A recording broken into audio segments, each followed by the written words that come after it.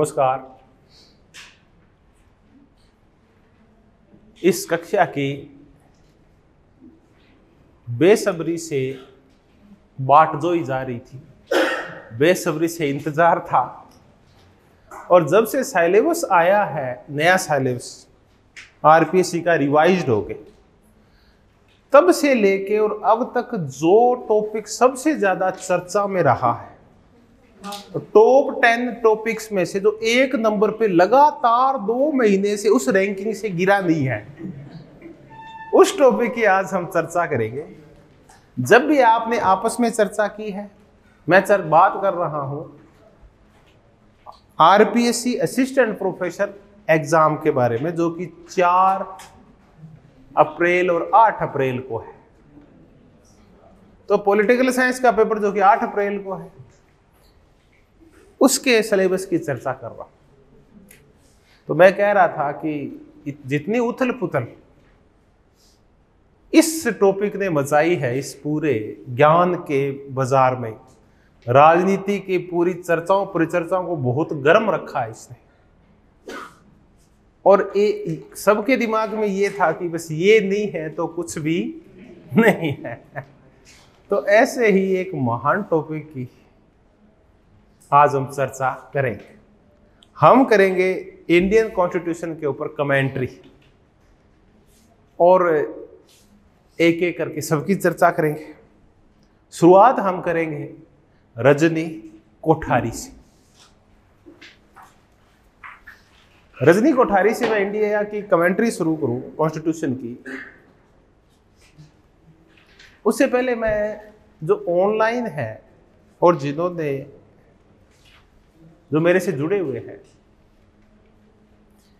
मैं उनसे छोटा सा एक निवेदन कर दूं कि जब कक्षाएं आरंभ हुई थी, मैंने आपको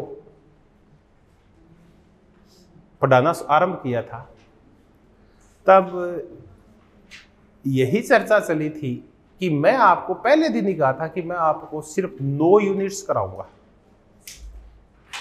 भारतीय संविधान की जो संस्थाएं हैं वो मैं आपको नहीं करवाऊंगा। संस्थाओं को, ये राष्ट्रपति, प्रधानमंत्री और संसद, ये सारा, चाहे वो स्टेट की हो चाहे सेंटर की हो, पहले दिन मैंने यही बोला था। आज ठीक मैं यही बोल रहा हूं कि ये मैं नहीं करवा पाऊंगा।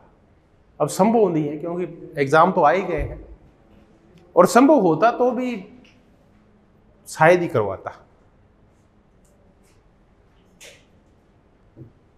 तो अब जो भी उपलब्ध है आप संतुष्ट रहें उसी में, भविष्य में कुछ और देखते हैं। लेकिन अभी यही व्यवस्था है कि मैं आपको शुरू वाले दिन से उसी मुद्दे पे कायम हूं, वादे के ऊपर, कि मैं आपको सिर्फ 9 करवाऊंगा। और आज के इस वीडियो के बाद सिर्फ 2 क्लासेज और हैं जो प्रोसेस की होगी, उसके बाद इंडियन थिंकर्स बचेंगे, तो 4 या क्लासेज में कंप्लीट हो जाएगी। अब जहां तक नोट्स का सवाल है, सिर्फ 10 या 12 पेज और बचे हैं जो आपको देने हैं। आप सबको भी 10-12 पेज लास्ट है, तो कुछ नहीं बचा, मैटर सारा आ चुका है आपके पास। ये वीडियो भी आ जाएगा, आपसे चर्चा भी हो जाएगी। तो मैं ये निवेदन कर रहा था, जो ऑनलाइन है, जो देखते हैं, ज्वाइन कर रखा है, उन दो। चलिए, अब ज़्यादा चर्चा परिचर्चा नहीं करेंगे इस मुद्दे पे।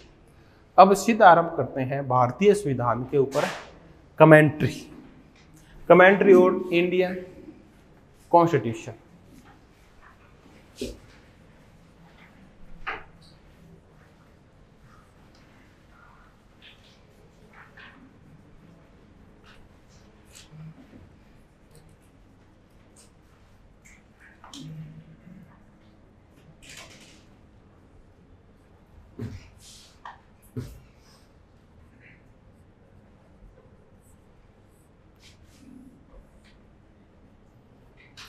हम शुरुआत करेंगे भारतीय विद्वान रजनी कोठारी से।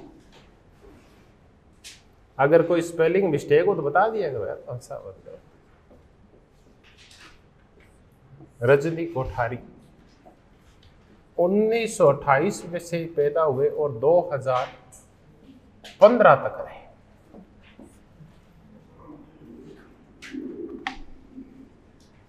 रजनी कोठारी भारतीय राजनीति के बहुत बड़े प्रोदा थे। शुरुआत रजनी कोठारी ने बड़ौदा यूनिवर्सिटी से की थी एज ए असिस्टेंट प्रोफेसर, लेकिन 2-1 साल नौकरी करने के बाद बड़ौदा छोड़ दिया और दिल्ली आ गए। और दिल्ली आने के बाद उन्होंने एक संस्था बनाई CSDS, centre for the study of developing societies. इसकी चर्चा करें। उससे पहले मैं ये बता दूं कि रजनी कोठारी ऐसे विद्वान थे जो कि सिर्फ एकेडमिक या अकादमिक या किताबी विद्वान नहीं थे, बल्कि सार्वजनिक क्षेत्र में भी सक्रिय रहा करते थे। व्यवहारवादियों के बारे में हम ये पढ़ते हैं कि व्यवहारवादी ज्ञान के लिए ज्ञान इकट्ठा किया करते थे। बाद में जब उत्तर व्यवहारवाद आया तब डेविड ईस्टन ने एक नया कंसेप्ट दिया, राजनीति का व्यवसायीकरण और बुद्धिजीवियों की भूमिका। रजनी कोठारी के ऊपर ये दोनों बातें अक्षरश खरी उतरती है कि बुद्धिजीवियों की समाज में भूमिका और राजनीति का व्यवसायीकरण। इसका तात्पर्य है कि आप अब सिर्फ किताबी ज्ञान ही बांटें और इकट्ठा नहीं करें, बल्कि उस ज्ञान को, अपनी प्रतिभा को, अपनी मेधा को आप समाज में भी लागू करें। आप सामाजिक परिवर्तन में भी सहयोगी बने।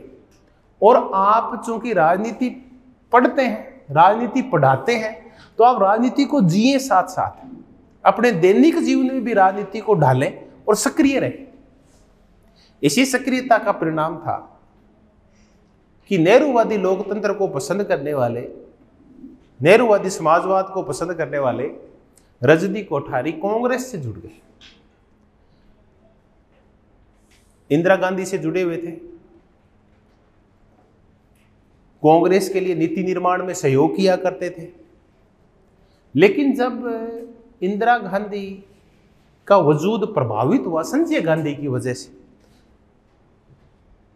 तब रजनी कोठारी ने छोड़ दी कांग्रेस और दूरियां बना ली कांग्रेस से और इंदिरा गांधी से। तो देखिए, जो लोग सार्वजनिक जीवन में सक्रिय रह चुके हैं वो बहुत ज़्यादा दूर रह भी नहीं पाते। उनको जीने के लिए, परिवर्तन के लिए कुछ न कुछ आधार चाहिए, और आधार उनको जल्दी ही मिल गया जब 1973 के अरब इजराइल युद्ध के बाद, जब देश में महंगाई बढ़ी और अब जब देश में बेरोजगारी बढ़ी, तो गुजरात में एक आंदोलन शुरू हुआ 1974 में, गुजरात नवनिर्माण आंदोलन। रजनी कोठारी उस आंदोलन से जुड़ गए। इस आंदोलन से जुड़ने के बाद रजनी कोठारी, इसी आंदोलन का व्यापक रूप फिर हमने देखा, जो बिहार से जिसकी शुरुआत हुई वो थी संपूर्ण क्रांति। तब रजनी कोठारी संपूर्ण क्रांति से जुड़ गए। तब रजनी कोठारी जयप्रकाश नारायण से जुड़ गए। तब रजनी कोठारी जनता पार्टी से जुड़ गए। जब इंदिरा ने आपातकाल लगाया तब रजनी कोठारी देश से बाहर थे, अमेरिका थे, वरना वो भी जेल ही जाते। फिर वापस आ गए रजनी कोठारी। इन बिटवीन रजनी कोठारी ने 2 पदों के ऊपर काम किया। एक तो उनको योजना आयोग का सदस्य बनाया गया रजनी कोठारी। एक जेपी ने, जब इंदिरा गांधी ने आपातकाल के दौरान मौलिक अधिकारों को निलंबित कर दिया, तो इन फ्यूचर देखते हुए जेपी ने एक संगठन बनाया था, PUCL, people's union of civil liberties. हमारे देश में मानवाधिकारों के ऊपर काम करने वाला ये सबसे बड़ा फेमस संगठन है।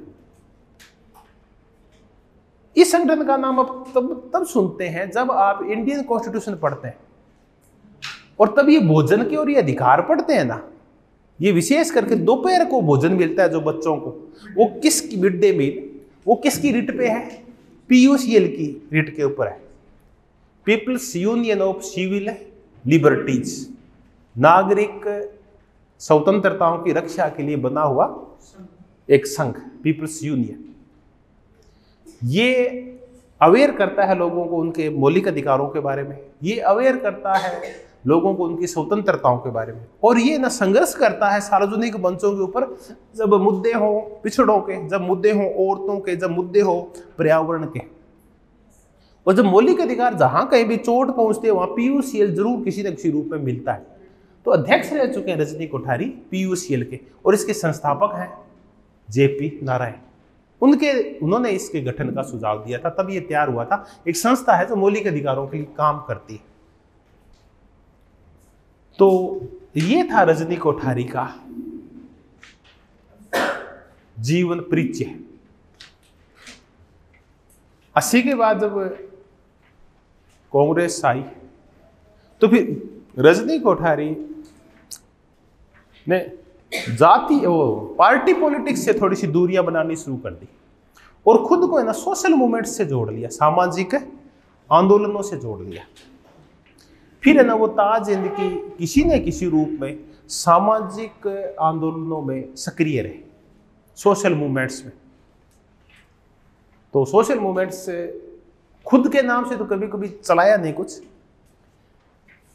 भाई कोई खुद उनके नेतृत्व में कुछ सोशल मूवमेंट शुरू होगा, पर जहां भी कोई ये नव सामाजिक आंदोलन हुआ करते थे उनमें चाहे वो नारियों के हो, चाहे वो पर्यावरण को लेके हो, चाहे मेधा पाटकर वाले ये सारे आंदोलन हो, नदी घाटियों को लेके, चाहे शांतिवादी आंदोलन, इसमें बढ़ चढ़ के भाग लिया करते थे। एक बड़ा वजूद था इनका, इनकी बातें सुनी जाती थी जब ये सोशल मूवमेंट्स के समर्थन में बोलते थे। तो बाद में इन्होंने अपनी जिंदगी सोशल मूवमेंट के साथ जोड़ दिया खुद को। एक इन्होंने बड़े भारी प्रयास किए ग्रास रूट डेमोक्रेसी के लिए। ग्रास रूट डेमोक्रेसी होती है तृणमूल कांग्रेस, तृणमूल लोकतंत्र। तृणमूल लोकतंत्र के तहत उन्होंने अवेयरनेस लाने के लिए और नीचे के स्तर के ऊपर दलितों तक, पिछड़ों तक, हाशियाकृत वर्गों तक और स्त्रियों तक लोकतंत्र कैसे पहुंचे, इस मुद्दे के ऊपर वो लगातार प्रयास किया करते थे ग्रास रूट डेमोक्रेसी के मजबूत करने के लिए। तो रजनी कोठारी का हम नाम पढ़ते हैं CSDS के साथ, रजनी कोठारी का नाम पढ़ते हैं हम लोकायन के साथ, रजनी कोठारी का हम नाम पढ़ते हैं जब ग्रास रूट डेमोक्रेसी की चर्चा आती है तब, रजनी कोठारी का हम नाम पढ़ते हैं जब पीयूसीएल की चर्चा आती है, रजनी कोठारी का नाम तब सुनते हैं जब योजना आयोग की चर्चा आती है, और रजनी कोठारी का नाम तब सुनते हैं जब जाति और भारतीय राजनीति की चर्चा आती है, तब रजनी कोठारी को हम जरूर पढ़ते हैं। तो एक एक करके रजनी कोठारी का जो योगदान है भारतीय राजनीति में, भारतीय संविधान के क्रियात्मक पक्ष में उनका क्या योगदान है, व्यवहारिक भारतीय राजनीति में क्या योगदान है, इस सब के बारे में हम एक एक करके चर्चा शुरू करते हैं। तो हम चर्चा कर लेते हैं पहले इनके द्वारा शुरू की गई 2 संस्थाओं की। एक है CSDS और दूसरी है लोकायन।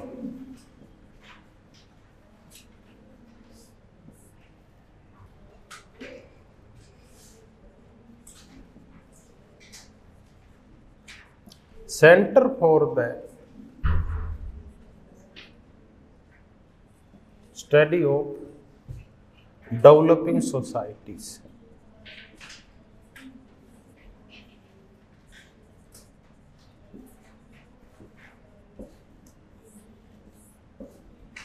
इस सेंटर की स्थापना रजनी कोठारी और कुछ लोगों ने मिलकर 1963 में की थी।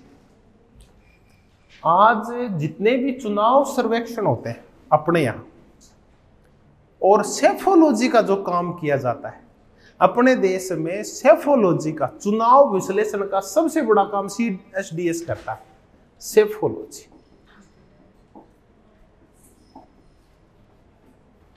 सेफोलॉजी होता है चुनाव विश्लेषण।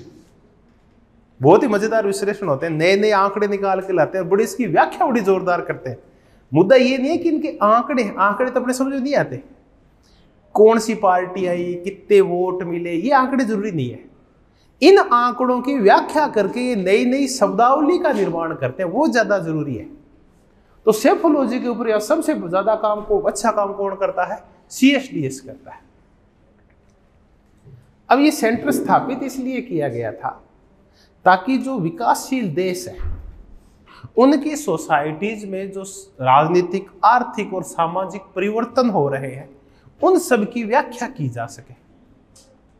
ये ना भांति भांति के जर्नल निकालती है। उन जर्नल में ये भाषा से भी संबंधित होते हैं, ये समाजशास्त्र से भी संबंधित होते हैं और ये राजनीति से भी संबंधित होते हैं। तो ना व्यापक परिप्रेक्ष्य को लेकर ये काम करती है। लेकिन संबंध कौन सा का है? डेवलपिंग सोसाइटीज में विभिन्न प्रकार के जो सामाजिक, आर्थिक और राजनीतिक अध्ययन है उनको बढ़ावा देना। तो मूलतः नहीं, रिसर्च करवाती है बहुत सारे मुद्दों के ऊपर, अपने जर्नल निकालती है, शोध पत्रिकाएं निकालती है, शोध को बढ़ावा देती है ये।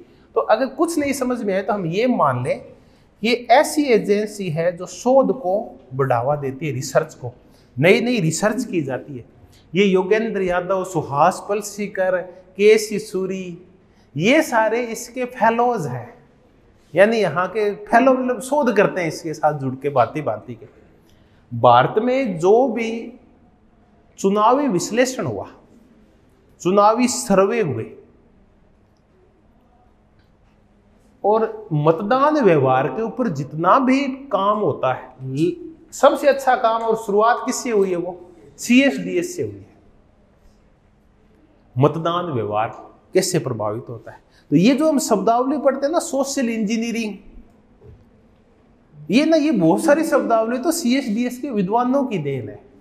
कैसे सोशल, एक दिन मैं बड़ी जोरदार वो पढ़ रहा था, साइंस को जोड़ के बताया गया, विज्ञान को, और यूपी में बसपा के उभार को विज्ञान की एक थ्योरी से समझाया हुआ था। अब मेरे दिमाग से स्लिप हो रही है कि उसको कितने, वो लंबी चौड़ी थ्योरी थी।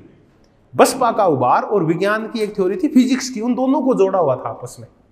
तो ये सारे शोध करते हैं, ये बड़े मजेदार शोध करते हैं। वर्तमान जो शासन सत्ता है इसमें फिट नहीं बैठता। फिर कौन सी सत्ता है? लोकायत। लोकायन की शुरुआत इन्होंने जब पार्टी की डायरेक्ट पॉलिटिक्स से जब ये दूर हो गए थे, उसके बाद लोकायन की शुरुआत हुई थी। लोकायन का तात्पर्य है टॉक टू पीपल, लोगों से बात करना।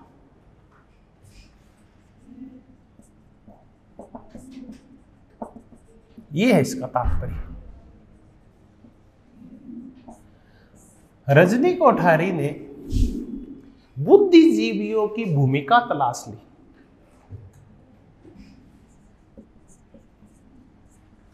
बुद्धिजीवियों की भूमिका क्या है? बुद्धिजीवियों की भूमिका, बुद्धिजीवियों की भूमिका ये है कि वो समाज में सक्रिय भागीदारी करें। अपने देश में इस समय कोई एक आदमी बुद्धिजीवी की वास्तविक भूमिका निभाता हुआ दिखेगा तो वो दिखेगा योगेंद्र यादव, जो मूलतः एक बुद्धिजीवी है। और हर आंदोलन में आपको वो व्यक्ति आगे दिखाई देगा। तो दोनों तरफ देखिए, एक तो कहां वो लिखने पढ़ने का काम करता है और साथ में राजनीतिक रूप से भी सक्रिय है। पहले तो ये नेता मिला करते थे, ऐसे व्यक्ति बहुत हुआ करते थे। अब ये जो जमाना है ना, तब से ऐसे लोगों की वैल्यू कम हो गई। ये जमाना था पहले ये वाला, समझे आप? अब जमाना क्या आया है? ये नहीं है। अब ये एक ये जमाना है और इसको क्या करना है? अब ये वाला जमाना आ गया। पहले आगे निकलना होता था तो अपनी लाइन क्या की जाती थी? बड़ी की जाती थी। अब जब आगे निकलना होता तो अगली लाइन को क्या कर दो? छोटा कर दो। कभी भी मौका मिले तो एक व्यक्ति 3-4 साल तक जेल में रहता है और कितना कुछ पढ़ता है, राजनीति भी करता रहता है, जेल में जितनी भी कर सकता है, अपने को खुद को जिंदा रखने के लिए योग भी करता है, सुबह सुबह 4 बजे उठता है और एक पुस्तक लिखता है डिस्कवरी ऑफ इंडिया। कभी पढ़ना है? समझ में नहीं आती, कह रहा बकवास है। उसके लिए इंटेलिजेंस ही चाहिए समझने के लिए, और तर्क चाहिए और टाइम चाहिए। ठीक है, इतनी रिसर्च के बाद पुस्तक लिखी जाती है और क्या फिर आलोचना की जाती है कि ये कुछ भी नहीं है। तो अपन क्या है, कितनी किताबें लिख दी, डिग्रियां नहीं मिल रही अपनी अब तक है, पीजी की डिग्री गायब हो गई। तो क्या कर दो, लाइन को क्या कर दो? छोटा कर दो। अरे छोटा मत कर भाई, भारी विद्वान है तो इस लाइन को बड़ा कर देना। ऐसा इतिहास छोड़ के जा तो अगली पीढ़ियां यार क्रांति करती रहे, सोचती रहे और उसको मार्गदर्शन दे के जाओ। नहीं नहीं, इसको गाली दे दो, इससे काम चल जाएगा। ये कौन सी राजनीति? नकारात्मक राजनीति हो रही सारी। तो अपन फिर मुद्दे के ऊपर आते हैं कि योगेंद्र यादव इसी लोकायन से निकले हुए लोग हैं ये सारे, जो आज भी बुद्धिजीवी की अपनी भूमिका का पक्का क्या कर रहा है, निर्वहन कर रहा है। जेल में था ये तिलक, तब उसने गीता रहस्य लिखी थी। भाई तो गीता रहस्य पढ़ लेगा तो है बिल्कुल, ये तो बिल्कुल ही है, तो समझ नहीं आती वो। बहुत ही टिपिकल लिखते हैं ये, बहुत मतलब हाई फाई चीजें लिखती है इन्होंने। अब है ना, अब ये परंपरा चली गई। अब पढ़ने वाले लोग है ना, क्योंकि वो है ना, वो बड़े होते हैं, इगोस्टिक होते हैं थोड़े से। जैसे रजनी कोठारी ने क्या किया, फट से किसको छोड़ दिया, कांग्रेस को छोड़ दिया। तो जो विद्वान है जिसकी रीढ़ की हड्डी थोड़ी सी मजबूत होती है ना, ये तो विद्वान के लिए वो जरूरी होती है। अब क्या हुआ कि हड्डियां कमजोर हो गई, रीढ़ की हड्डियां, तो झुक जाते हैं बहुत जल्दी। तब है ना स्पष्ट बातें लिख नहीं पाते, इसलिए ना बुद्धिजीवी राजनीति से दूर है। पर इन्होंने शुरुआत की लोकायन से, और इन्होंने शुरुआत की बुद्धिजीवियों की भूमिका, और ताकि क्या बढ़े, तृणमूल डेमोक्रेसी बढ़े, तृणमूल लोकतंत्र, ग्रास रूट डेमोक्रेसी बढ़े। किसके लिए? ये ना दिल्ली में चौपाल लगाया करते थे और कोशिश की भी पूरे देश में इसका प्रसार किया जाए, गांव गांव में ऐसी चौपालें लगाई जाए। ये खुद बैठ जाया करते थे और लोगों की बातों का जवाब दिया करते थे। जब वो विभिन्न मुद्दों के ऊपर उनसे क्वेश्चन पूछा करते थे तो लोग अपनी समस्याएं लेके आते थे, भी फला समस्या का क्या निदान है। यूं आते थे बहुत सारे जो देश के सार्वजनिक मुद्दों पे, सार्वजनिक नीतियों के ऊपर इनसे क्या किया करते थे, चर्चा किया करते थे।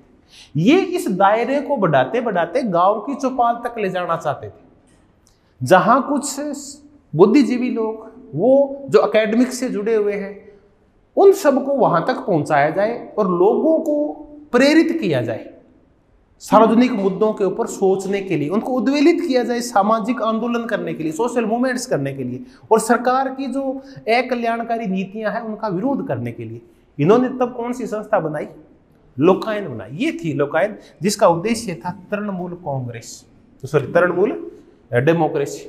तब विरोध करता है प्रकाश करात कि ये जो तृणमूल लोकतंत्र को बढ़ावा देने का इनका प्रयास था लोकायन के रूप में, ये एक गलत पूंजीवादी कारक है कि इसके पीछे हाथ किसका है? पूंजीवाद का है। ये बोलता है प्रकाश कारत। प्रकाश कारत का नाम सुना है आपने, वरदा करात और प्रकाश कारत सीपीआईएम के बहुत बड़े नेता है, दोनों दंपति है।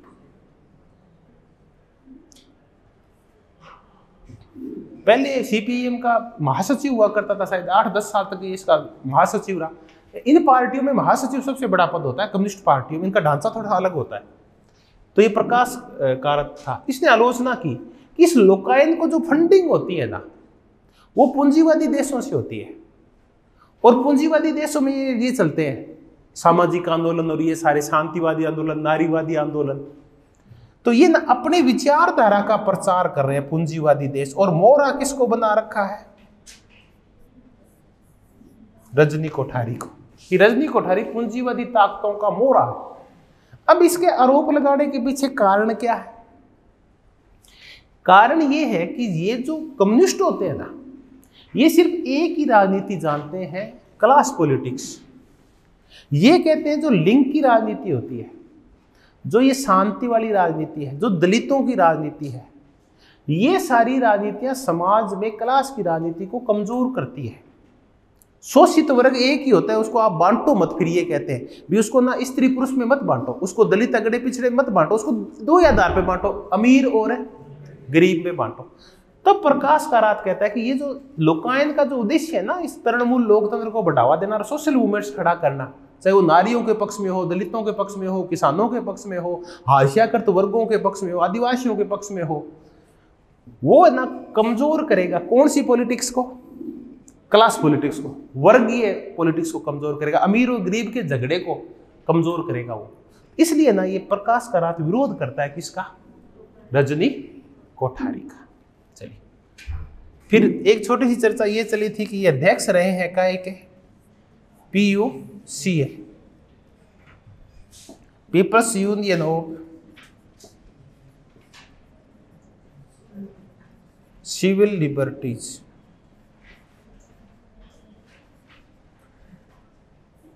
इसके अध्यक्ष रहे।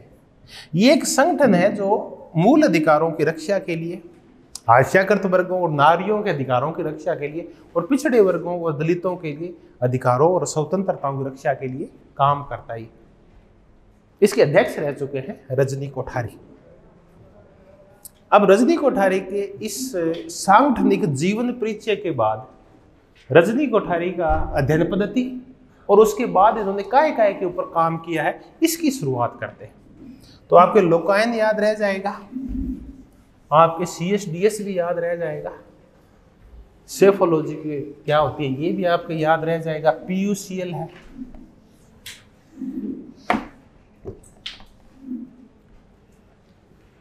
रजनी कोठारी की अध्ययन पद्धति, स्टडी मेथड क्या है? ये वही है जो ग्रेबियल आमंड का है, स्ट्रक्चरल फंक्शनल।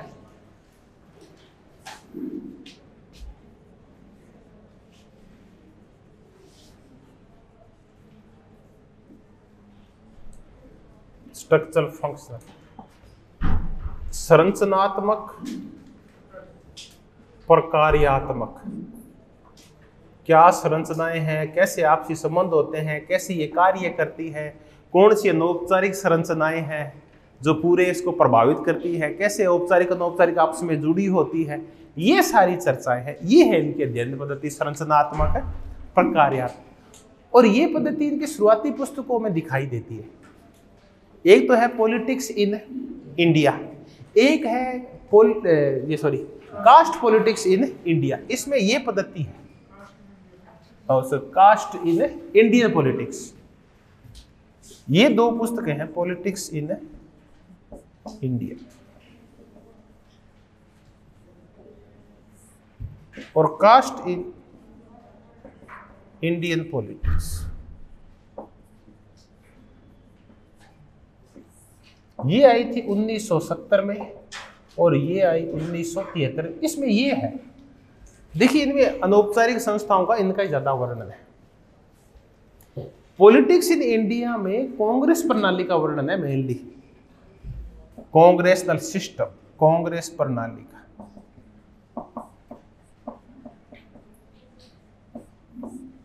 और कास्ट इन इंडियन पॉलिटिक्स में जाति और राजनीति के आपसी संबंधों पे चर्चा, ये तो इसे पता ही चल रहा है। इन दोनों किताबों में मेनली इन्होंने संरचनात्मक प्रकार्यात्मक उपागम का प्रयोग किया। अब CP भामरी इस मुद्दे पे आलोचना करते हैं इनकी। उन्होंने कौन से मॉडल की वजह से? संरचनात्मक प्रकार्यात्मक मॉडल की वजह से CP भामरी। ये भी है अपने कमेंट्री में। भामरी जी ये कहते हैं कि ये जो संरचनात्मक प्रकार्यात्मक मॉडल जिसका प्रयोग रजनी कोठारी ने अपनी इस बुक्स में किया, पॉलिटिक्स इन इंडिया में किया है, रजनी ये कह रहा है CP भामरी कि इस पुस्तक में जो उसने प्रयोग किया है रजनी कोठारी ने स्ट्रक्चरल फंक्शनल मॉडल का, ये यथास्थिति को बढ़ावा देता है, ये आम सहमति को बढ़ावा देता है और ये खुलेपन को बढ़ावा देता है। देखिए ये अपने एक भी चर्चा की थी कि जो सिस्टम थ्योरीज होती है, संरचनात्मक प्रकार्यात्मक मॉडल होते हैं, ये लोकतंत्र में खुलेपन में और क्या के समर्थक होते हैं, ये यथास्थितिवादी होते हैं। इसमें बड़ी आलोचना ये है कि ये यथास्थितिवादी होते हैं। इट मीन्स जो व्यवस्था है उस व्यवस्था को ये बनाए रखना चाहते हैं। तब CP भामरी ये कहता है कि इसकी बजाय रजनी कोठारी को एक और पद्धति का प्रयोग करना चाहिए था, ऐतिहासिक भौतिकवादी अध्ययन पद्धति। वो किसकी है? कार्ल मार्क्स की। तो ये कहता है उस पद्धति का प्रयोग करना चाहिए था। ऐतिहासिक भौतिकवादी। आप इस पद्धति को और कोई भी नाम दे सकते हैं।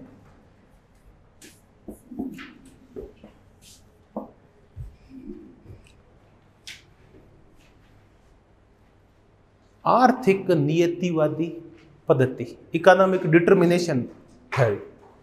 ये पद्धति कहती है कि हर चीज के मूल में क्या होती है, उत्पादन की प्रणाली और उत्पादन के साधनों के ऊपर कब्जा होता है। और ये क्या करती है फिर, क्या ये यथास्थितिवादी है या ये क्रांतिकारी है? ये तो क्रांतिकारी है। ये तो हर सिस्टम को रेडिकल चेंज करना चाहती है। और ये स्टेटस को है, तो ये तो दोनों एक दूसरे की उल्टी पद्धतियां हैं, अध्ययन की पद्धतियां। ये व्यवस्था को उखाड़ना चाहती है और ये व्यवस्था को बनाए रखना चाहती है। तो ये मेजर चेंज है इसमें। तो सीपी भामरे बोलता है इसको इसकी बजाय ऐतिहासिक भौतिकवादी पद्धति का प्रयोग करना चाहिए था, तब ये ज्यादा रिलेवेंट होती। तब इस पिछड़े हुए समाज में यहां संरचनाओं की, प्रकारों की चर्चा करने से काम नहीं चलेगा।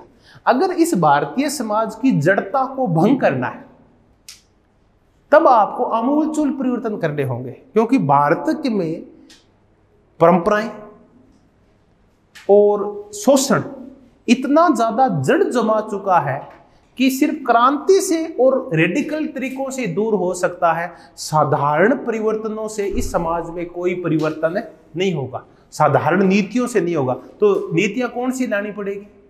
रेडिकल चेंजेस लाने पड़ेंगे, सीपी भामरी कह रहा है। इसलिए वो आलोचना करता है किसकी? रजनी कोठारी की।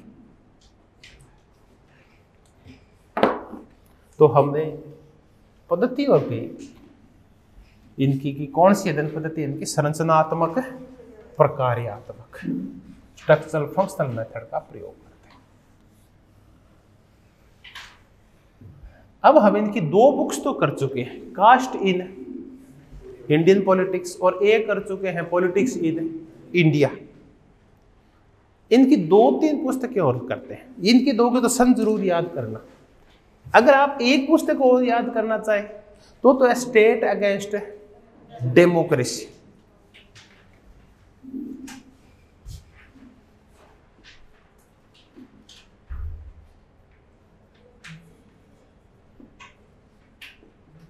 State against democracy. एक है रीथिंकिंग डेमोक्रेसी।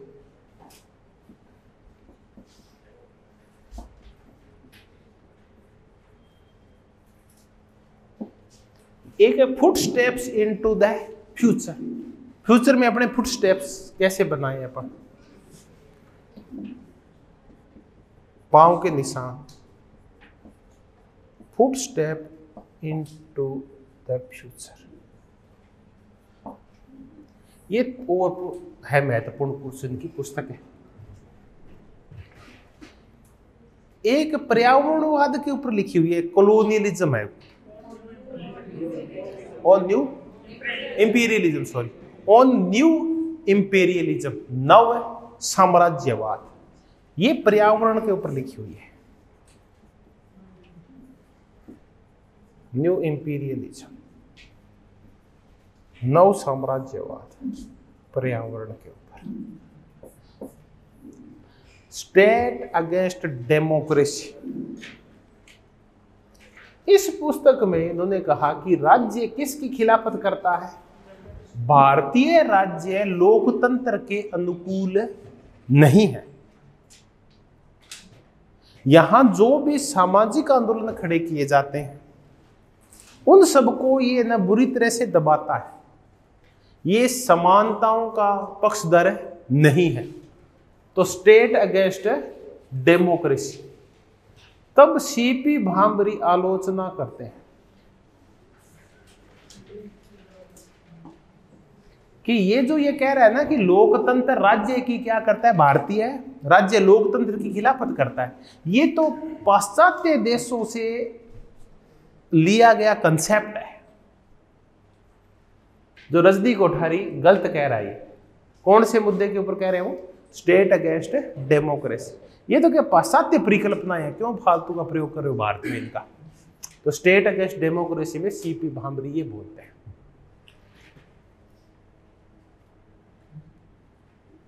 इसकी आज और चर्चा करेंगे, स्टेट की क्या हालात है वो तो अंत में चर्चा करेंगे। ये क्या कहते हैं, छोटी सी आलोचना करते हैं। ये पर्यावरण के ऊपर है। अब हम रजनी कोठारी का एक एक करके योगदान देखते हैं कि इनके योगदान क्या है।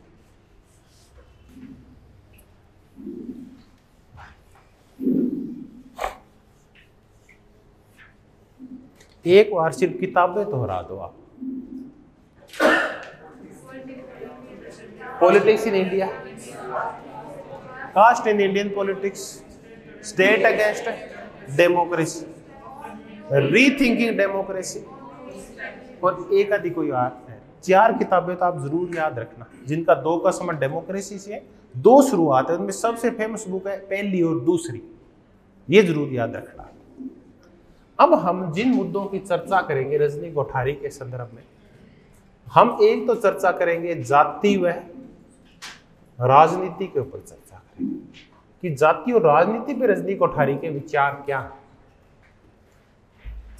फिर हम कांग्रेस प्रणाली के ऊपर विचार क्या है, विभिन्न क्षेत्रीय दलों और विचारधाराओं के बारे में रजनी कोठारी क्या बोलते हैं, भारतीय राष्ट्रीय राज्य के बारे में रजनी कोठारी क्या बोलते हैं, और सामाजिक आंदोलनों के ऊपर, सोशल मूवमेंट्स के ऊपर क्या विचार है रजनी कोठारी के।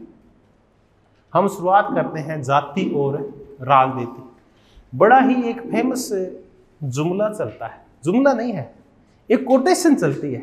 जो भी भारत के संदर्भ में भारतीय चुनाव व्यवस्था का अध्ययन करना चाहता है ना, वो सब इस कोटेशन को जानते हैं। और ये कोटेशन आजकल जगह जगह उपयोग होने लगी है। ये आजकल धर्म के संदर्भ में भी यूज होती है ये, कि भारत में ये राजनीति नहीं है कि जिसका जातीयकरण हुआ है, बल्कि ये जातियां हैं जिनका राजनीतिकरण हो गया है। बड़ी मजेदार बात है। पहले ये शब्द लिखते हैं, इसकी व्याख्या करते हैं। भारत में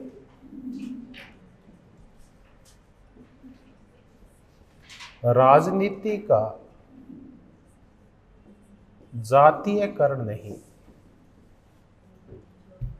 बल्कि जातियों का राजनीतिकरण हुआ है।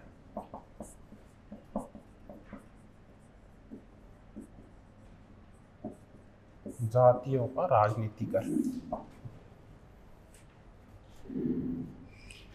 अब ये बड़ा मजेदार कंसेप्ट है। ये कहना चाह रहा है कि भारत में ये राजनीति नहीं है जो अपनी रोटियां सेकने के लिए, आसानी से चुनाव जीतने के लिए, मुख्य मुद्दों से ध्यान भटकाने के लिए किसका प्रयोग करती है, जातियों का। राजनीति जाति का उपयोग नहीं कर रही है, बल्कि ये जातियां हैं जो किसका उपयोग कर रही है, राजनीति का। ये बड़ा मजेदार कंसेप्ट है। जातियां आगे बढ़ बढ़ के और राजनीति का उपयोग कर रही है। ये राजनीति का उपयोग कर रही है ताकि क्या स्थापित की जा सके, अपने प्रभुत्व स्थापना हो सके, ताकि आर्थिक संसाधनों का आवंटन हो सके,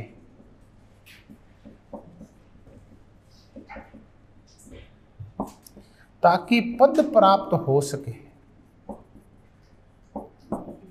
ताकि प्रशासन में भागीदारी हो सके,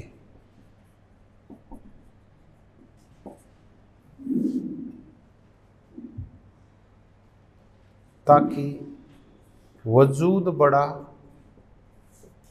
हो सके, ताकि पहचान स्थापित हो सके।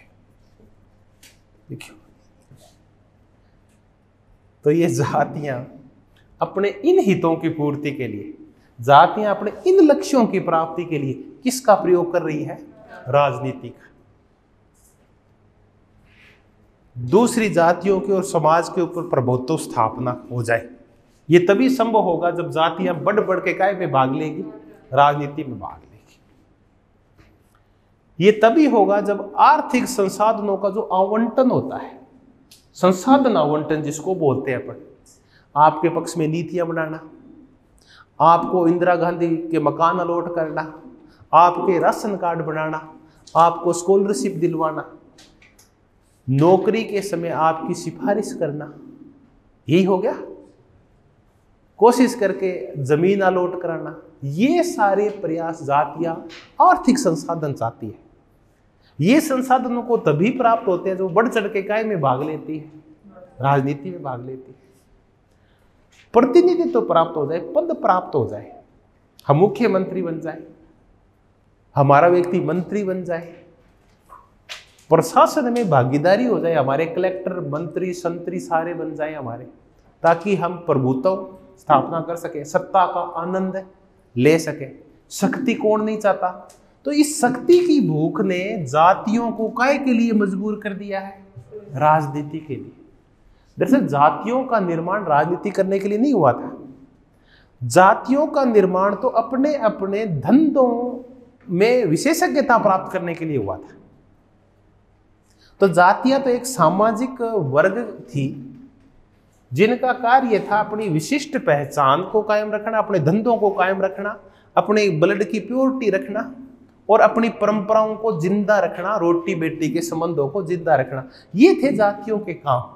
लेकिन जातियों ने अब ये काम छोड़ दिए। जातियों का मुख्य काम हो गया बढ़ चढ़ के क्या करना? राजनीति करना, अपने नेता तैयार करना और उन नेताओं के माध्यम से अपने सारे काम निकलवाना। चलिए, तो ये राजनीति जातियों का फायदा नहीं उठा रही है, बल्कि जातियां राजनीति का फायदा उठा रही है।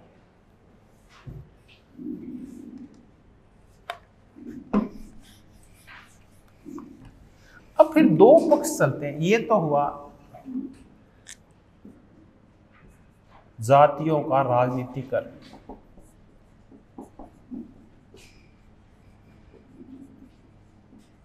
कौन सी पुस्तक में है?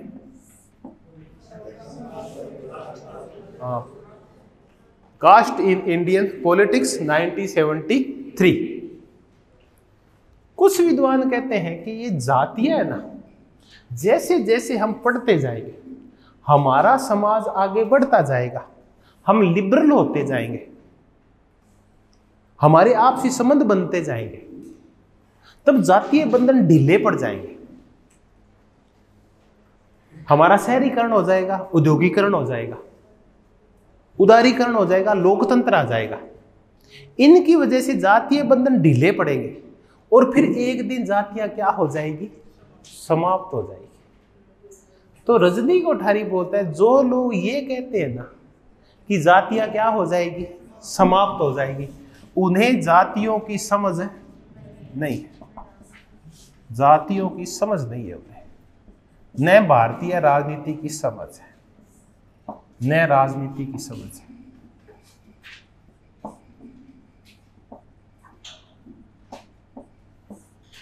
इनका एक तो कहना है कि कोई भी जो एक बार सामाजिक संरचना खड़ी हो जाती है, चाहे वो परिवार हो, चाहे वो राज्य हो, चाहे वो धर्म हो, चाहे वो जाति हो, चाहे वो स्टेटस हो, परिस्थिति हो, वो कभी भी समाप्त नहीं होती। तो एक बार जब कोई सामाजिक संरचना खड़ी हो जाती है वो कभी भी खत्म नहीं होती।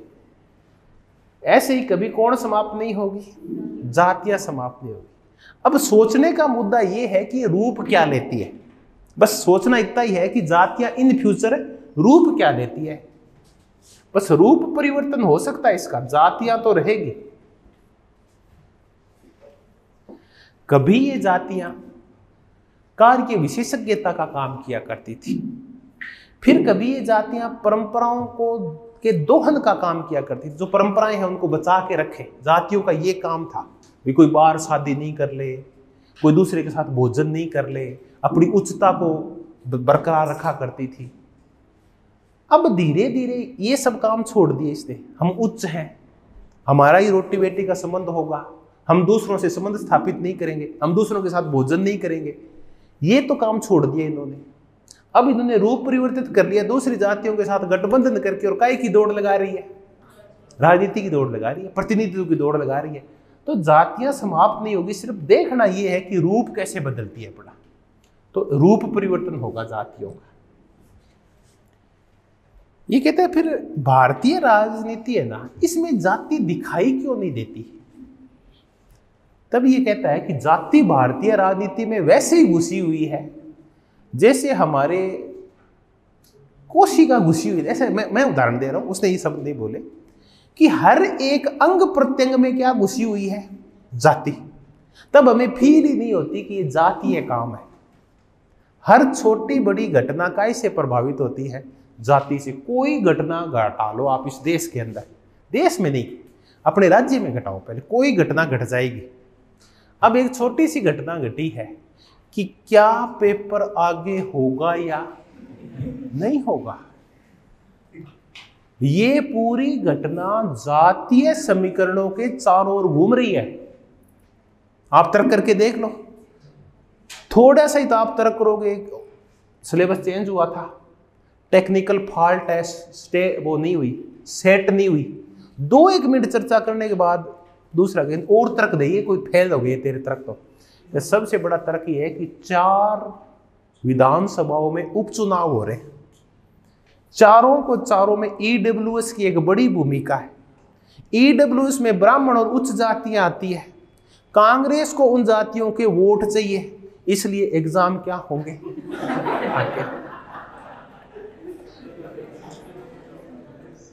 अब मैंने कहा हर एक छोटी और बड़ी घटना में किसको जोड़ देते हैं हम, जाति को जोड़ देते हैं।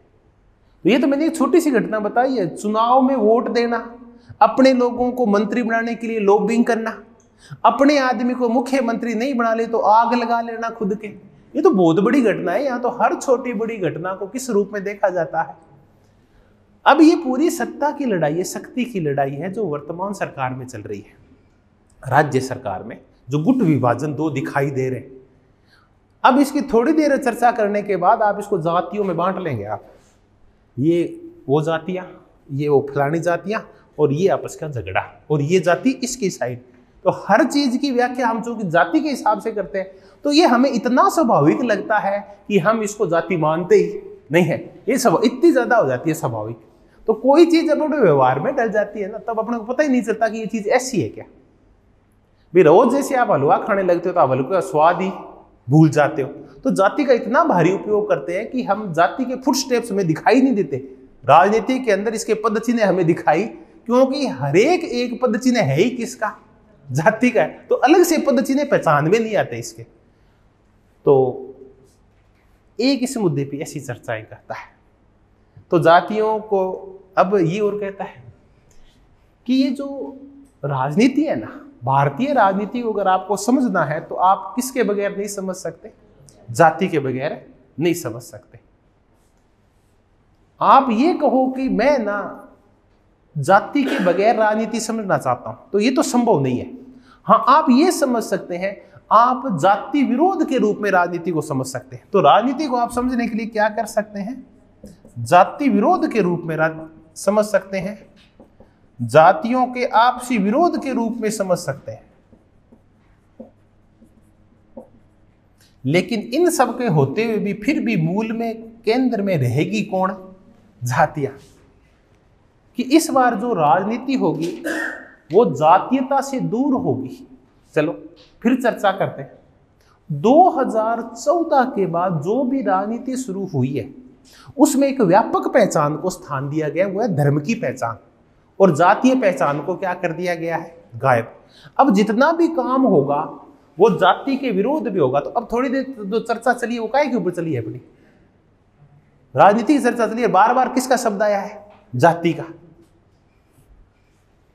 या फिर राजनीति क्या हो सकती है, जातियों का आपसी विरोध हो सकती है। वो कामा और रेड्डी हो सकते हैं, राजस्थान में वो जाट और राजपूत हो सकते हैं, हरियाणा में वो यादव और जाट हो सकते हैं, यूपी में वो और हो सकते हैं, गुजरात में पाटीदार और ये हो सकते हैं। तो ये है जातियों का आपसी विरोध। तो राजनीति राज्यों में क्या है, जातियों का आपसी विरोध है। तो कुछ भी ले लो, चाहे जाति का विरोध हो कि जाति नहीं होनी चाहिए, या फिर जातियों का आपसी विरोध हो, ये रहती सेंटर में है। जब भी राजनीति होगी तो सेंटर में कौन रहेगी, जाति रहेगी। तो इस पूरे परिदृश्य में ये जाति है, इसकी भूमिका सकारात्मक है या इसकी भूमिका नकारात्मक है, मुद्दा तो ये है। तो रजनी कोठारी कहता है, हमें तो क्योंकि पर्सपेक्टिव किसका लेना है, रजनी कोठारी के विचार जानने हैं। रजनी कोठारी कहता है कि इसकी भूमिका क्या है, सकारात्मक है। अब हम देखें कि राजनीति में जाति की भूमिका सकारात्मक कैसे। देखिए ये जातियां क्या करती है, ये जातियां राजनीति में जब आती है तो जातीय संकीर्णताएं दूर होती है, इससे जातीय विद्वेष दूर होते हैं,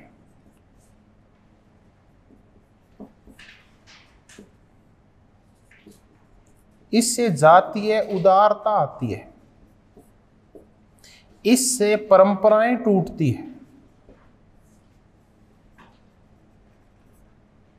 इससे रोटी का संबंध स्थापित होता है। बेटी का तो नहीं हो पाता, रोटी का संबंध स्थापित होता है, संकीर्णताएं टूटती है, ये जातीय विद्वेष दूर होते हैं, उदारता आती है, परंपराएं टूटती है, रोटी का संबंध स्थापित होता है। जब जातियां राजनीति में भाग लेती है तब जातियां सिर्फ अपने ही दायरे में रह के कभी भी राजनीति में सफल नहीं हो सकती, तो फिर वो अपने संकीर्ण दायरे से और दूसरी जातियों के साथ विद्वेष को क्या करती है, कम करती है। तब हनुमान बेनीवाल चुनाव लड़ता लड़ता बीच में क्या कहता है कि मैं कितनी कौमों का नेता हूं, 36 कौमों का नेता हूं। ये जो 36 कौम के नेता होने का जो नारा है, इसका मतलब अब आप अकेली एक जाति के नेता नहीं है। क्योंकि आप राजनीति में जाति घुसा रहे हैं तब आपको अपना दायरा व्यापक करना पड़ेगा। सब जातियों को क्या लेना पड़ेगा, राजनीति करनी है तो साथ लेना पड़ेगा। जो सब जातियों को साथ ले लेते हैं और उदार हो जाते हैं, वो कामयाब हो जाते हैं। तो जातियां करती क्या है, जातियां बड़ी अच्छी होती है, ये ना आधुनिकीकरण करती है। छोटी सी चर्चा करें, देखिए वो मुझे और समाजों की थोड़ी सी जानकारी कम है। जातियां संकीर्णताएं लाती है, इसका भी मैं उदाहरण दे दूंगा, और जातियां संकीर्णता को दूर करती है, मैं इसका भी उदाहरण देता हूं। मैं पहले तो ये उदाहरण देता हूं कि जातियां आधुनिकीकरण लाती है और बहुत सारी गलत परंपराओं को दूर करती है जातियां, और जातीय लामबंदी। ये जो इसके ना पश्चिम के, या मान लीजिए ये जो नागौर के, सीकर के और झुंझुनू के जो जाट है, ये जाट है ना बहुत सारी परंपराओं को छोड़ रहे हैं जो गलत थी। उनमें इन्होंने सबसे पहले तो, चलो ये तो पुरानी परंपरा पहले छोड़ चुके थे, ये इन्होंने ना मृत्यु भोज बंद कर दिए।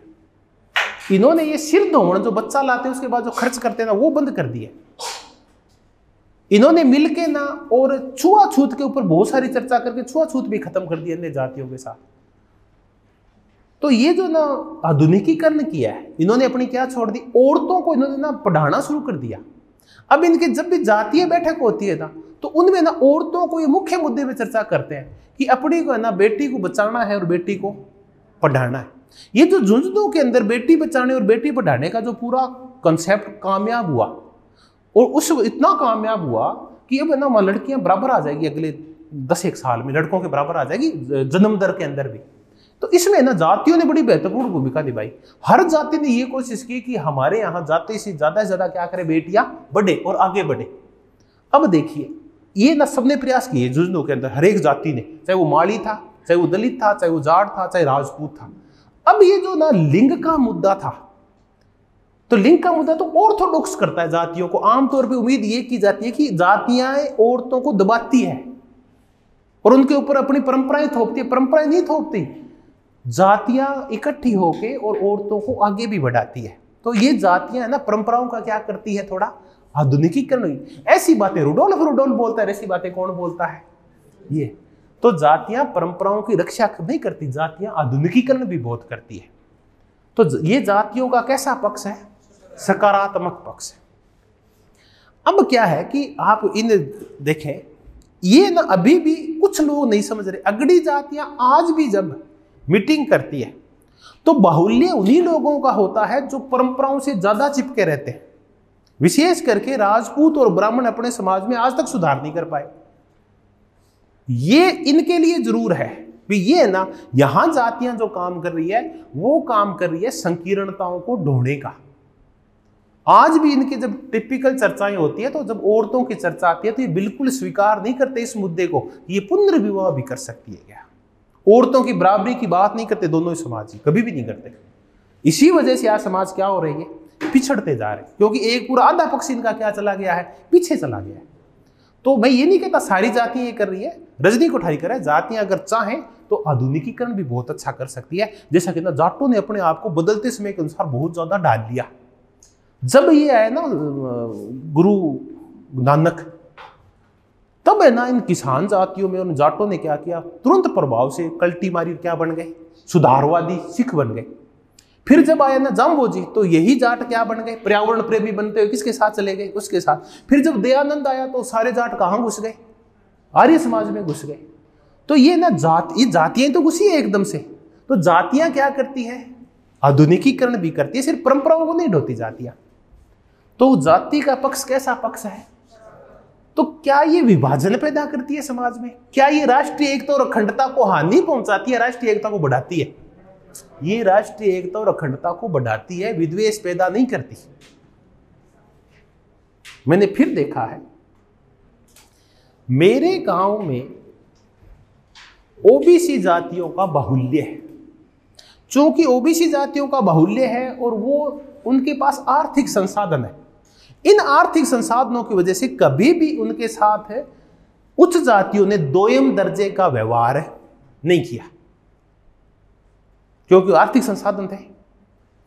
अब दोयम दर्जे का व्यवहार नहीं किया तो उनको यह नहीं पता कि दोयम दर्जे का व्यवहार होता क्या है, होता क्या है। तो इसका परिणाम यह निकला कि वो अपनी समान जो जातियां थी दूसरी, चाहे वो कुम्हार थे, चाहे कुछ और जातियां थी जो और काम करती है, खेती वाला काम नहीं करती, चाहे है वो ओबीसी की, वो उनके साथ है ना वो सौतेला व्यवहार किया करते थे।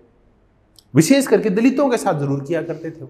जब से राजनीति आई है, अब गांव में जिसको सरपंच बनना होता है ना, वो सबसे पहले किसके घर जाता है, दलितों घर जाता है।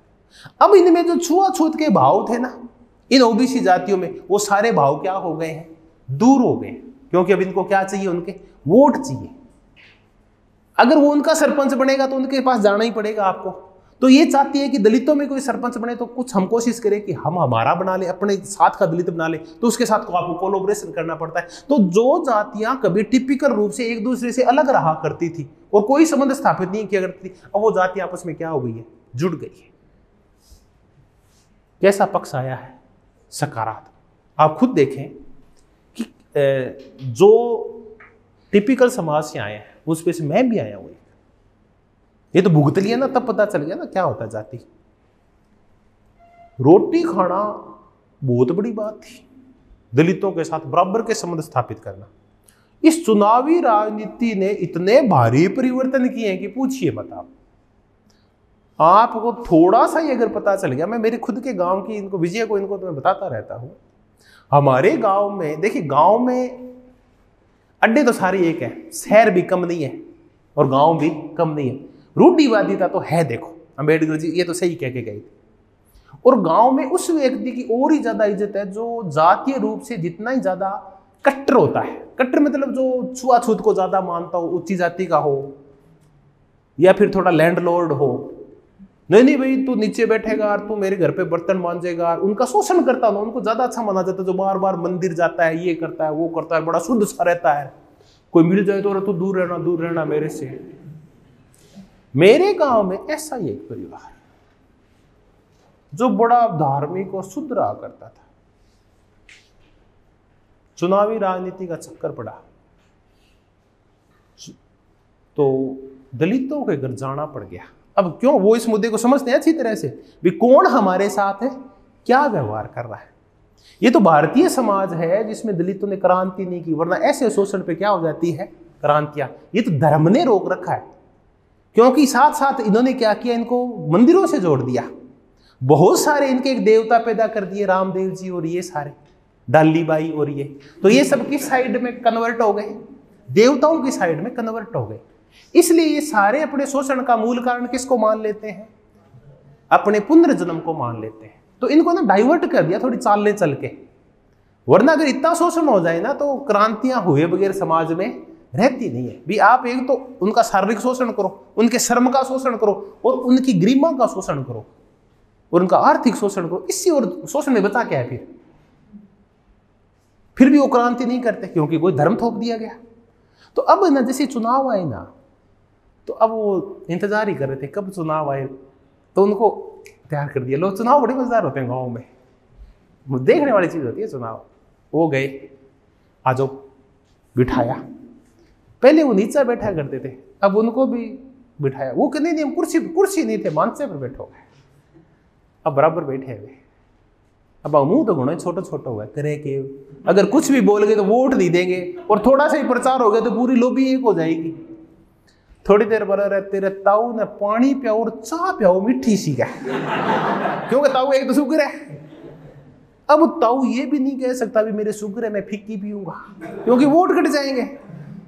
अब ताऊ जो कभी उनके घर के आगे से नहीं निकलते थे, वो ताऊ क्या पी रहे हैं वहां? चाय पी रहे हैं, और वो भी मीठे वाली शुगर के बावजूद। तो ये क्या है?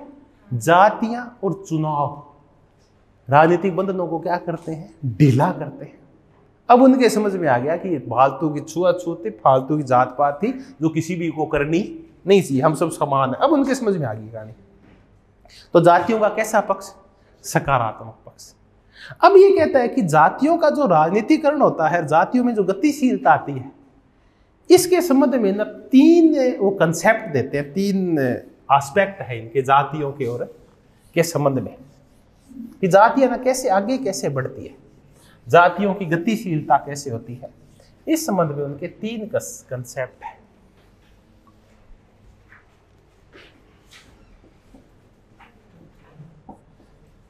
जाति के तीन एस्पेक्ट को क्या बोलते हैं? रूप, एक आयाम। जाति के तीन आयाम, आयाम डायमेंशन कह लो भाई। जाति है ना किस किस रूप में काम करती है, ये है एक मजेदार कंसेप्ट। तो जाति तीन रूप में काम करती है। जाति का एक होता है लौकिकीकरण पक्ष, सेकुलर, सेकुलराइजेशन एस्पेक्ट। क्या हुआ? दूसरा होता है जाति का एकीकरण पक्ष, इंटीग्रेशन आयाम।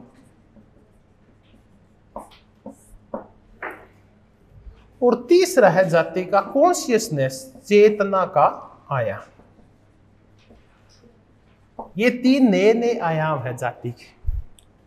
लौकिकीकरण, सेकुलराइजेशन, तीनों को समझते हैं। पहले तो है क्या? देखिए, लौकिकीकरण का लौकी से कोई संबंध नहीं है, उससे संबंध इसका दूर ही रखें आप। इस आयाम के तहत, इस रूप के तहत जातियां लिबरल होती है, और लिबरल होके और दूसरी जातियों से संबंध स्थापित करती है, और जातियां का राजनीतिकरण होना शुरू होता है। ये होता है जाति का सेकुलराइज होके और राजनीति में भाग लेना। इस रूप में वो राजनीति में भाग लेती है लौकिकीकरण पक्ष के तहत।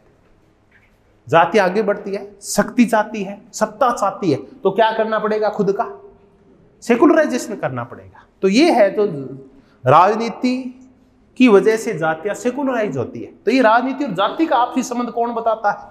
लौकिकीकरण बताता है। दूसरा है एकीकरण आयाम। जातियां मोबिलाइज होती है, एक जाति और कुछ दूसरी जातियां भी हो सकती है, एक अकेली जाति हो सकती है। ये इसलिए होती है, यहां तो गठबंधन निर्माण होता है, ये मान लीजिए आप। सेकुलर नहीं होंगे तो गठबंधन निर्माण नहीं होगा। यहां एकीकरण का तात्पर्य है एक जाति लामबंद होती है। तो क्या एक जाति लामबंद सिर्फ राजनीति के लिए होती है कि नहीं? वो परंपराओं को दूर करने के लिए, आधुनिकीकरण के लिए लामबंद होती है जातियां। प्रशासनिक पदों के लिए वो लामबंद होती है। किसी आंदोलन की सफलता के लिए वो लामबंद हो सकती है। किसी परंपरा परिवर्तन के लिए वो लामबंद हो सकती है। तो जातियों का ये कौन सा आयाम है? जब वो एकीकृत होके और खुद में सुधार के क्या करती है? कुछ प्रयास करती है। तो एकीकरण आयाम है। ये राजनीति भी इससे जुड़ी हुई है। यानी वो हो सकता है वो सत्ता प्राप्ति और शक्ति प्राप्ति के लिए क्या हो, मोबिलाइज हो, एकीकृत हो, इंटीग्रेटेड हो। एक होता है चेतना का आयाम। जाति है ना चेतना निर्माण करती है, कॉन्शियसनेस लाती है। जाति का एक काम ये भी है, कॉन्शियसनेस किस रूप में लाती है कि वो ना दूसरी जाति से तुलना करना सिखाती है आपको कि हम क्या हैं और दूसरे क्या हैं। फिर जब आप में चेतना का आगाज होता है, जब आप में चेतना आती है, ये चेतना आपको फिर कहां लेके जाती है, हमेशा ही ऊपर की साइड में। तब आप ऊंची पोजीशन में जाने का प्रयास करते हैं।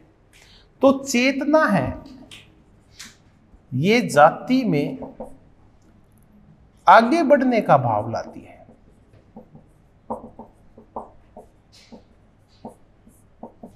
ये जाति में दूसरी जातियों के साथ तुलना का भाव लाती है। अब कॉन्शियसनेस जब क्लास में आती है तो क्या होता है, क्लास कॉन्शियसनेस होती है। ये क्लास कॉन्शियसनेस फिर क्रांति को बढ़ावा देती है। हम कह रहे हैं कास्ट कॉन्शियसनेस। कास्ट में जब कॉन्शियसनेस आती है तो जाति फिर आगे बढ़ती है, दूसरी जातियों से तुलना करती है। तब इसके लिए एक शब्द है कि जातियां संस्कृतिकरण करती है।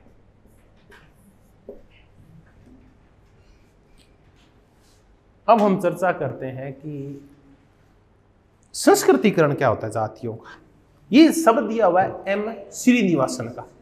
जातियों के संस्करण का तात्पर्य, संस्कृतिकरण का तात्पर्य ये है कि जातियां जो निम्न जातियां होती है, ये जातियां खुद को ऊपर बढ़ाने के लिए, उनके बराबर लाने के लिए, उच्च जातियों के बराबर लाने के लिए अपने रीति रिवाज और परंपराएं छोड़ती है और ऊंची जातियों के रीति रिवाज और परंपराएं ग्रहण करने लगती है। तब अंबेडकर जी जातीय संस्करण के ऊपर एक बात कहते हैं, पर जोड़ते हैं उसको। वो कहते हैं कि तुम ने अपनी लड़कियों को पढ़ाओ, तुम खुद पढ़ना शुरू कर दो और अपने घरों में क्या रखना शुरू कर दो, सफाई रखना शुरू कर दो। ये जो तुम मर्द जानवर उठाते थे उनको उठाना बंद कर दो। ये तुम चमड़े का काम करते हो ना, काम बदलो अपना और घरों को साफ रखो। और सरेआम है ना, ये ना मीट मत खाया करो तुम लोग। अब आप फिर कौन सा घरों को साफ रखो, घरों को लीप पोत के साफ रखो और कपड़े बिल्कुल साफ रखो, शिक्षित हो जाओ। तो ये किसके गुण है, ये तो उच्च जातियों के गुण होते हैं। साफ रहना, कपड़े अच्छे पहनना, सरेआम गाली गलौज नहीं करना, गंदे नहीं बोलना, सभ्यता से पेश आना। तो फिर क्या है, निम्न जातियां भी उनको देख के और वो सारी संस्कृति को क्या कर लेती है, अडॉप्ट कर लेती है, ऊंची वाली संस्कृति को, और वैसी हो जाती है। अगर आपको संस्कृतिकरण देखना है तो मुझे नहीं पता, क्योंकि मैं ना बहुत सारे क्षेत्रों में गया नहीं हूं, तो मैं इतना कह सकता हूं कि मैंने इस संस्कृतिकरण को देखा है। मारवाड़ ने देखा, मैंने देखा है सीकर में, झुंझुनू में, हनुमानगढ़ में और गंगानगर में। नागौर में नहीं देखा मैंने इसको। वहां जितने भी मेघवाल है ना, उन सब का क्या हो गया है, वो सब अपनी बेटियों को पढ़ाते हैं, अपने बेटों को पढ़ाते हैं, घर बहुत ही साफ रखते हैं, सारी वो पर बड़ी इज्जत से पेश आते हैं। और वो सारी परंपराएं जो कभी उच्च जातियों की हुआ करती थी, वो सारी उन्होंने अपना ली। आजकल वो उन्हीं की तरह फिर वो तिलक भी निकाल लेते हैं, कई मंदिर भी जाते हैं, वो सारे काम वो करते हैं, देवताओं की पूजा भी करते हैं, गांव की सार्वजनिक गतिविधियों में बढ़ चढ़ के भाग लेते हैं, चंदा भी देते हैं, हर काम में बढ़ चढ़ के भाग लेते हैं। इसको हम क्या बोलते हैं, जातियों का संस्कृतिकरण बोलते हैं। तो ये है चेतना का आयाम। ये जाति ये भी काम करती है। जब जाति में चेतना आती है तो जाति क्या करती है, अपने सदस्यों को आगे बढ़ाती है, एकीकृत होती है, ताकि जातियां लामबंद होकर और प्रभुत्व की स्थापना कर पाए। लौकिकीकरण का जातियों में सेकुलराइजेशन आता है, इसलिए ना गठबंधन करती है और इससे समाज में सौहार्द आता है और फूट दूर होती है। विभिन्न जातियां एक दूसरे के नजदीक आती है और जातीय कट्टरता कम होती है। ये कौन सा पक्ष है, लौकिकीकरण पक्ष है। दूसरी जातियों के साथ संबंध स्थापित करना, अपने दायरे को तोड़ना, यह है लौकिकीकरण। खुद शक्ति प्राप्ति के लिए एकीकृत होना, एकीकरण पक्ष। और ये कौन सा पक्ष है, अपने अंदर क्या लेके आना, कॉन्शियसनेस लेके आना और दूसरी साथ जातियों के साथ तुलना करते हुए तेजी से आगे बढ़ना, उनकी परंपराओं को ग्रहण करना। तो ये कितने आयाम, कितने काम करती है जाति, 3 बढ़िया काम करती है। जाति लिबरल करती है, जाति एक करती है और जाति चेतना लाती है। 3 मजेदार काम करती है। देखो कितने अच्छे काम हो गए। कि जाति हमें सेकुलराइज करती है, जाति हमें इंटीग्रेटेड करती है और जाति हमारे अंदर कॉन्शियसनेस लेके आती है।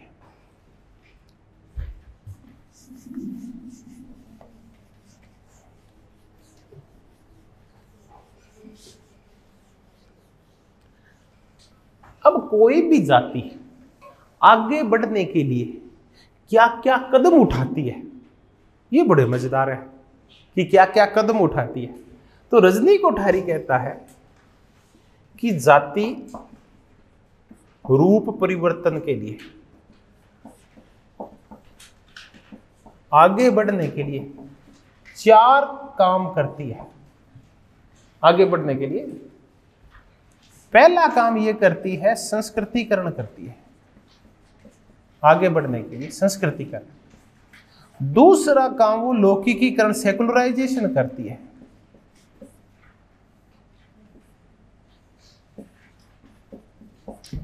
तीसरा काम वो अपना संबंध किसके साथ जोड़ती है, महापुरुषों के साथ जोड़ती है। और चौथा काम ये करती है कि वो राजनीति में बढ़ चढ़कर भागीदारी करती है। ये 4 काम करती है जाति आगे बढ़ने के लिए।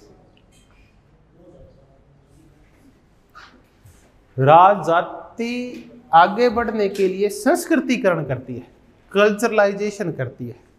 आगे बढ़ना है तो तब जाति क्या करती है, अपनी उन परंपराओं को जिनकी वजह से उस जाति के लिए ये कहा जाता है कि ये तो पिछड़ी जाति है, दलित जाति है, निम्न जाति है, हाशियाकर जाति है, वो सारी परंपराएं छोड़ देती है और उन परंपराओं को अडॉप्ट करना शुरू कर देती है जो कौन सी जातियों की है, फिर वो दूसरी जातियों के बराबर आ जाती है।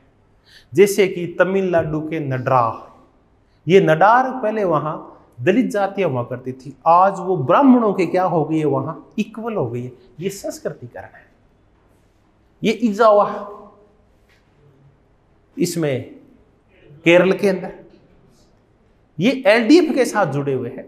ये भी है ना, कभी वहां पिछड़ी जातियां थी, आज ऊंची जातियों के बराबर आ गई है। दूसरे यहां ले लें अपन, यहां थोड़ा सा घालमेल है उत्तर भारत में।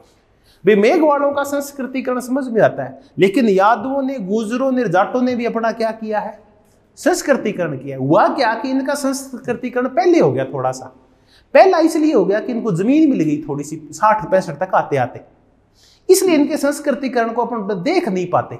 वरना ये भी ना पहले पिछड़े हुए थे, इन्होंने बहुत सारी वो चीजें और परंपराएं ग्रहण कर ली जो किसकी हुआ करती थी, ब्राह्मणों की और राजपूतों की हुआ करती थी। वो सारी परंपराएं ग्रहण कर ली इन्होंने, तो इनका भी पर इनका पहले हो गया, इसलिए अपने समझ में नहीं आता।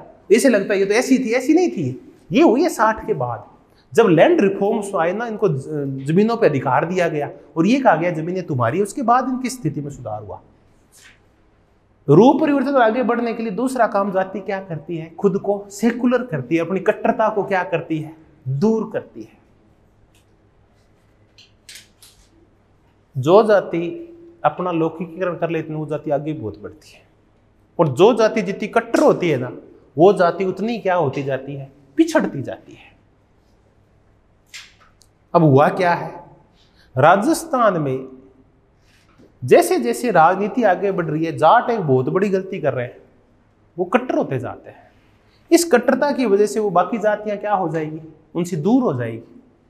तो जातियां वही प्रोग्रेस करती है। मैं आपको 2 नेताओं को उदाहरण देता हूं।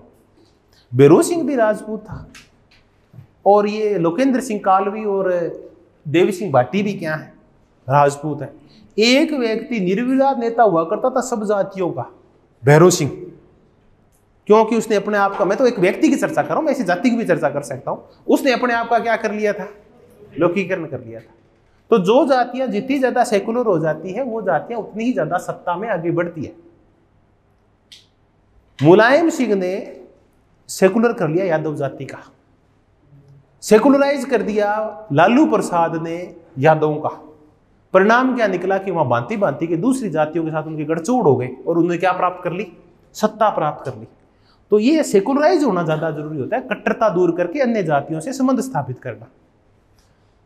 एक आगे बढ़ने के लिए क्या करती है, ये महापुरुषों का मंडन करती है, महापुरुषों का मंडन करती है। ये प्रतीक बनाए जाते हैं ताकि एक जाति उस प्रतीक का सहारा लेके एकीकृत हो सके गरिमा की स्थापना कर सके, पहचान की स्थापना कर सके और खुद के अंदर गर्व का भाव भर सके।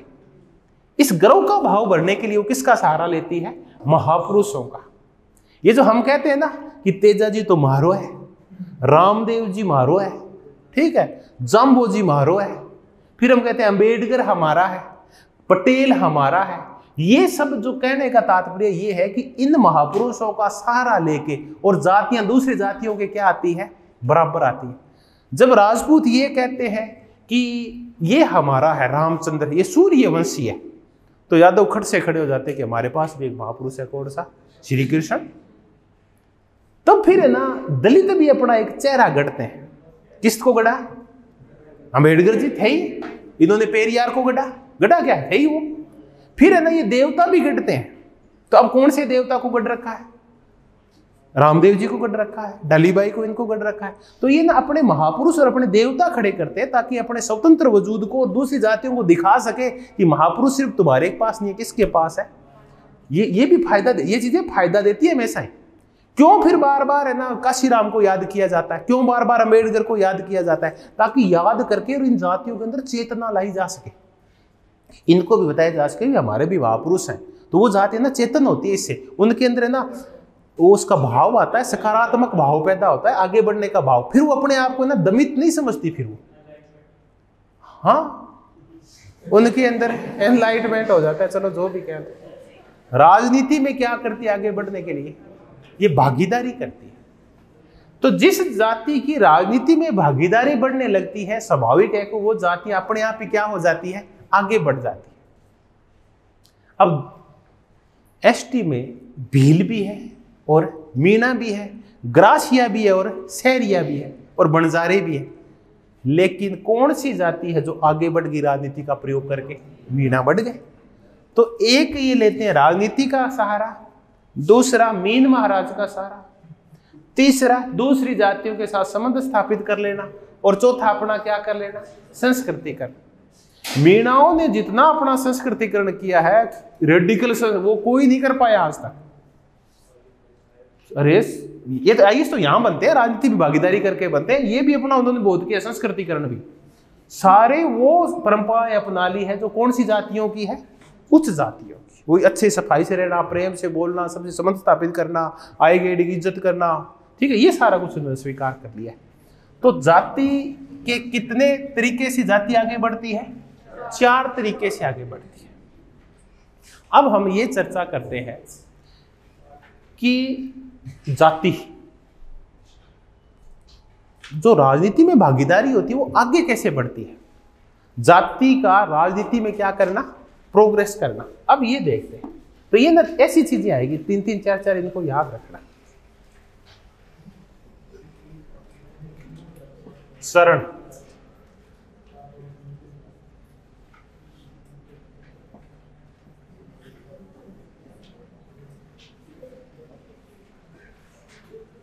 जाति के राजनीतिकरण के चरण, ये बड़े 3 मजेदार चरण है कि कैसे कैसे जातियों का राजनीतिकरण होता है। बड़ा ने ये वो है अनुभविक अध्ययन है ये। अच्छा एक और सुनो, कोठारी के अध्ययन संरचनात्मक प्रकार्यात्मक है, ये व्यवस्थात्मक अध्ययन है, ये व्यवहारवादी अध्ययन है। तो बताओ कैसे अध्ययन है ये? अनुभविक अध्ययन है। अनुभविक अध्ययन है ये। अनुभव बोलते हैं, आप खुद देखेंगे, अगर आप थोड़ा सा इधर पूरे पिछले 40-50 साल का इतिहास देखेंगे तो क्या होता है। पहला चरण आता है,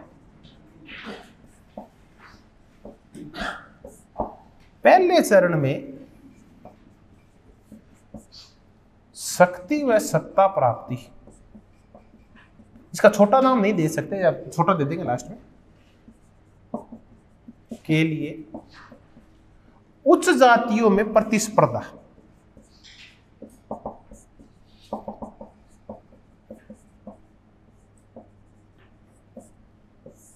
पहले चरण में ये होता है।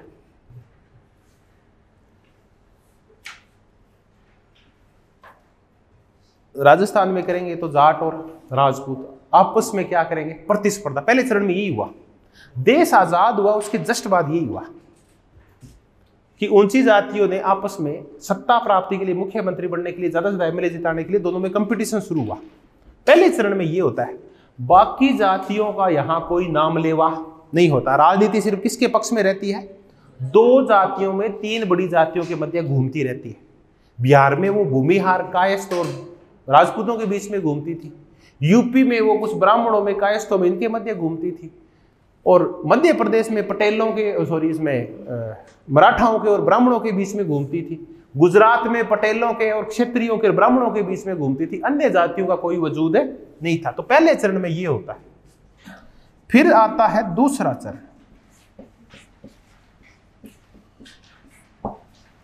इस चरण में प्रतिस्पर्धी गठबंधनों का निर्माण होता है।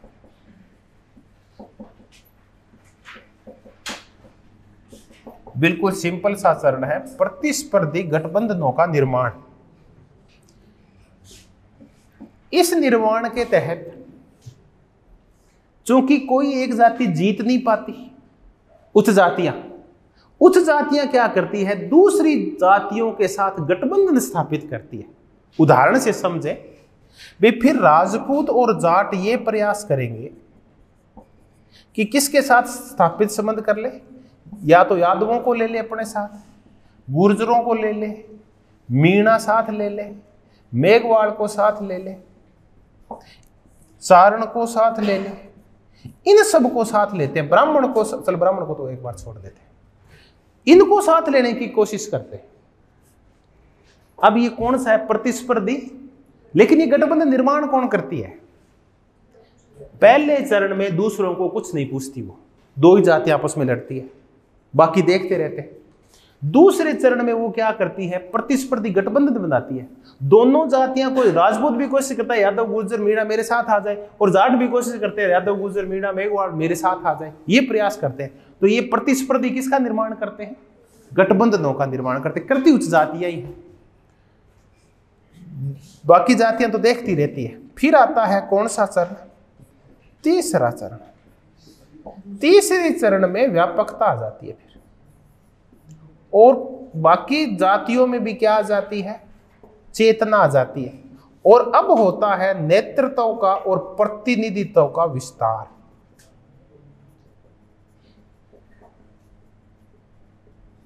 अब सत्ता चली जाती है किसके हाथ से, उच्च जातियों के हाथ से सत्ता चली जाती है। क्योंकि जो जातियां पहले एक सिर्फ यूज हुआ करती थी, अब वो जातियां यूज नहीं होती। वो जातियां अपना क्या चाहती है, प्रतिनिधि चाहती है। तब ये जातियां अपने खुद का नेता खड़ी कर लेती है, खुद के नेता। फिर ये दूसरी उच्च जातियों के नेताओं को गांठती नहीं है, बराबर में अपने नेता खड़ी कर देती है। तो ये तीसरे चरण में ये काम हो रहा है। 1990 के बाद कौन सा चरण आया है, ये चरण आया। जब राजस्थान आजाद हुआ था तो ये चरण आया था। फिर 65 के बाद, 67 के बाद ये चरण आया, और 90 के बाद ये चरण है। हर एक जाति ने अपने प्रतिनिधि खड़े कर लिए। तो जाति की राजनीति करने के कितने चरण होते हैं, 3। पहले उच्च जातियां लड़ेगी, फिर उच्च जातियां दूसरे जातियों को साथ लेगी, और तीसरे चरण में जिन जातियों को साथ लिया वो जातियां खुद क्या कर लेती है, अपने प्रतिनिधि खड़े कर लेती है, उनके बराबर आ जाती है। ये इनके संबंध थे, जाति और राजनीति के आपसी संबंध। अब हम रजनी कोठारी की एक और पुस्तक है, ये तो कास्ट इन इंडियन पॉलिटिक्स थी। अब हम करते हैं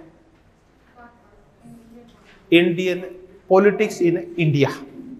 इस पॉलिटिक्स इंडिया में इन्होंने किसकी चर्चा की है, कांग्रेस प्रणाली की। अब सूरज ढलने वाला है, तेजी से जाएगा। कांग्रेस प्रणाली, कांग्रेस प्रणाली क्या है, छाता प्रणाली, एक इंद्रधनुषी प्रणाली, एक ऐसी प्रणाली जिसके लिए मॉरिस जोन्स एक शब्द का यूज करता है, कांग्रेस डोमिनेटेड सिस्टम। उसी कांग्रेस प्रणाली को रजनी कोठारी उसी को कांग्रेस प्रणाली बोलते हैं। 1947 से लेके और कब तक थी, 66 तक थी, 67 तक कह लो। रजनी कोठारी ये कहते हैं कि कांग्रेस शुरू में एक आंदोलन था, फिर एक पार्टी बनी। नेहरू के नेतृत्व में एक पार्टी थी, पहले एक आंदोलन था। जब क्या चला करता था, तब काल किसका था? गांधी का था। तो गांधी ने इसको आंदोलन बनाया। फिर सत्ता के जब भूख पैदा हुई तो देश आजाद हुआ, तो ये पार्टी बनी ताकि सत्ता प्राप्त की जा सके, तो फिर ये पार्टी बनी। बाद में जब इंदिरा आई तो क्या बन गई? एक गुट बन गई। तो ये है कांग्रेस प्रणाली। 1967 के बाद इस प्रणाली का क्या होने लगा? खात्मा होने लगा। और 90 के बाद कौन सी प्रणाली आ गई? कांग्रेस, पोस्ट कांग्रेस पॉलिटी आ गई। तो ये है कांग्रेस प्रणाली। फिर हम चर्चा करते हैं सामाजिक आंदोलन, सोशल मूवमेंट्स के ऊपर रजनी कोठारी क्या कहते हैं सामाजिक आंदोलन के ऊपर।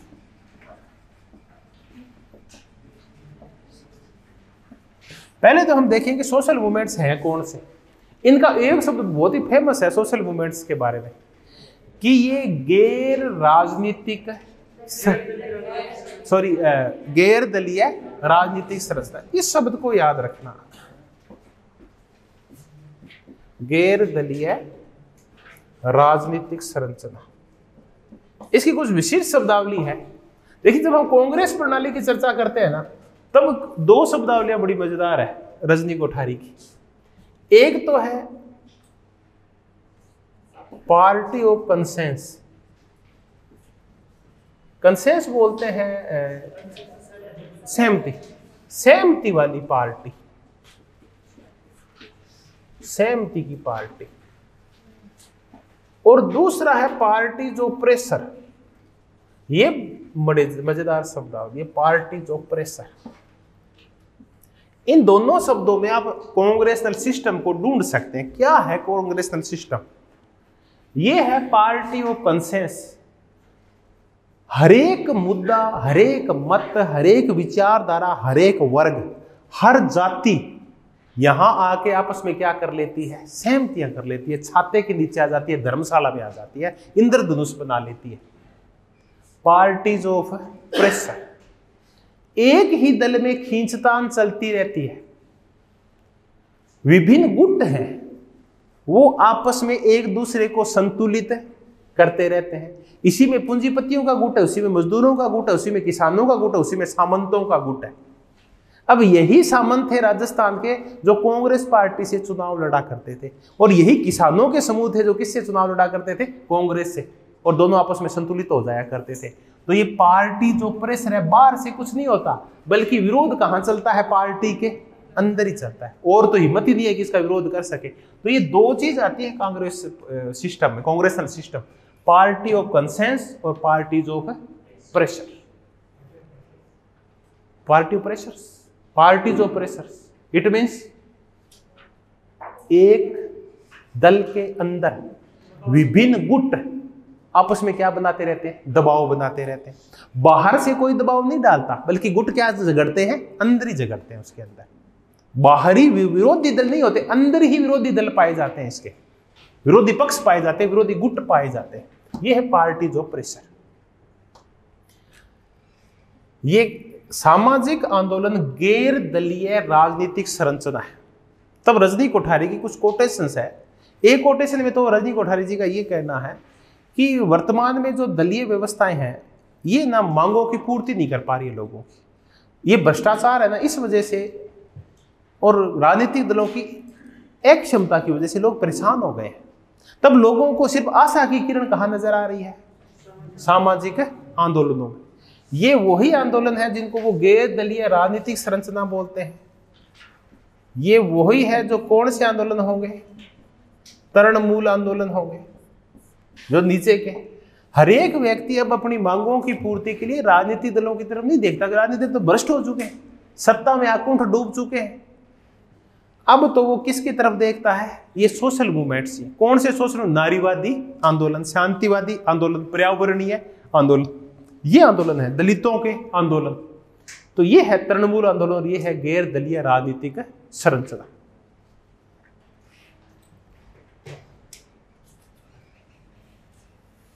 तो ये बड़े जरूरी है सामाजिक आंदोलन। तो जितनी व्यापकता, देखिए उस टाइम ये चर्चा चल रही थी, हेबरमास की, इन सब ने जिस चर्चा को आगे बढ़ाया, उसी चर्चा को आगे कौन बढ़ा रहे हैं? रजनी कोठारी। और ये किसी भी लोकतांत्रिक समाज के लिए इन संरचनाओं को बड़ा जरूरी मानते हैं। अब हम एक जिस और मुद्दे पर चर्चा करें वो दल व विचारधारा, पार्टीज एंड आइडियोलॉजी। तो ये कहते हैं यहां ना दलों का चरित्र दोहरा होता है। एक तो इनका ये कोट बड़ा फेमस है कि दलों का चरित्र दोहरा चरित्र होता है। ये होते कुछ हैं और करते कुछ है। अब दोहरे चरित्र की जब चर्चा करें तो मैं आपसे दो चीजों पे चर्चा करूंगा। बीजेपी क्या हो गई है? लोकतांत्रिक मजबूरियों की वजह से सेक्युलर हो गई है। और वामपंथी दल क्या हो गए हैं? लिबरल हो गए, लिबरलाइजेशन अपना लिया उन्होंने।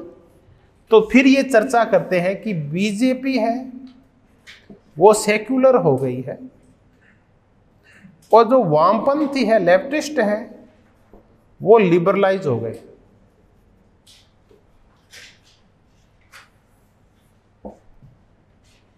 विचारधारा की बजाय सत्ता की भूखी हो गई है पार्टियां। बीजेपी और वामपंथी जो कभी दो विपरीत ध्रुवों के ऊपर चला करते थे, अब वो दो विपरीत ध्रुव नहीं है, बल्कि चुनाव जीतने के लिए ये लेफ्ट टू सेंटर हो गए हैं और राइट टू सेंटर हो गए। फिर चर्चा करते हैं, बीजेपी मध्यम मार्गी हो गई है। ये भी कल्याणकारी राज्य को पसंद करती है, ये भी पूर्णतया पूंजीवाद को पसंद नहीं करती, क्योंकि ज्यादा से ज्यादा लोगों को वोट लेने ना, तब आपको कुछ उज्ज्वला योजना के अंदर सिलेंडर बांटने ही होंगे, 2 रुपए गेहूं देना ही पड़ेगा, आपको मनरेगा चलानी ही पड़ेगी। तो ये पार्टी जो कि पूर्णतया घोर दक्षिणपंथी पूंजीवादी पार्टी है, लोकतांत्रिक मजबूरियों की वजह से इसने अपनी वो कट्टर विचारधारा छोड़ के और किस तरफ हो गई है? Right to centre. ये हो गई है राइट टू सेंटर। और हम पिछड़ नहीं जाएं, हम भी सत्ता प्राप्त कर लें, इसलिए वामपंथी दल कहां हो गए हैं? लेफ्ट टू सेंटर हो गए। अब इनकी चर्चा कर लेने का तात्पर्य क्या है, दोनों क्या चाह रहे हैं? ये लेफ्ट टू सेंटर हो गए। इसका मतलब दोनों किस मार्ग की ओर लौट रहे हैं? मध्यम मार्ग की ओर लौट रहे हैं। चलिए, ये हमने दल और उनकी क्या की? विचारधाराएं की। अब हम करते हैं भारतीय राज व्यवस्था, जो कि अंतिम टॉपिक है। कैसी है भारतीय राज व्यवस्था? हमने जाति की चर्चा की, कांग्रेस प्रणाली की, सामाजिक आंदोलन के ऊपर छोटे छोटे कोटेशन है, वो देख लेंगे आप। दल और विचारधारा की, दलों का चरित्र दोहरा होता है। बीजेपी सेकुलराइज हो गई और वामपंथी लिबरलाइज हो गए। पार्टी ऑफ कंसेंस, और हमने चर्चा की party of parties of pressure. अब हम लास्ट चर्चा करेंगे, वो है भारतीय राज्य या भारतीय राज व्यवस्था कैसी होनी चाहिए। तो रजनी कोठारी कहते हैं भारतीय राज व्यवस्था नेहरूवादी सी होनी चाहिए। न तो ये एक्सट्रीम लेवल पे साम्यवादी होनी चाहिए और न ही एक्सट्रीम लेवल के ऊपर पूंजीवादी होनी चाहिए, बल्कि फिर कौन सी होनी चाहिए? भारत का खुद का एक सौ मॉडल हो। नेहरू कैसा मॉडल था? नेहरू का लोकतांत्रिक मॉडल कैसा मॉडल था? मिक्स मॉडल था। ठीक है, ऐसा मॉडल होना चाहिए जो न तो साम्यवादी हो और न ही पूंजीवादी हो। तब ये एक मॉडल की बहुत भारी आलोचना करते हैं कि ये मॉडल ना, ये अपने देश के लिए खतरनाक है। वो है आपका नौकरशाही प्रबंधकीय मॉडल।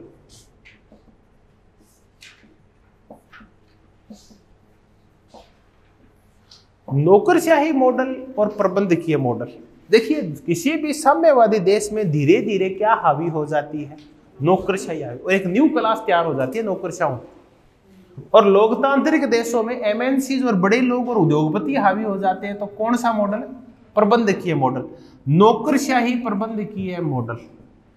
नौकरशाही साम्यवादी देशों में प्रबंधक मैनेजर, विकसित देशों के अंदर दोनों ही एक मॉडल बन गया। फिर जो एक यहां हो एक यहां हो, ये दोनों ही मॉडल भारत में चलने वाले नहीं।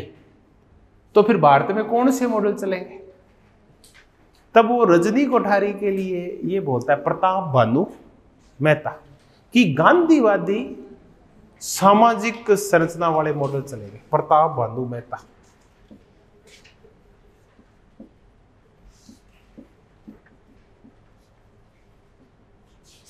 गांधीवादी मॉडल चलेगा, गांधीवादी समाज संरचना वाला।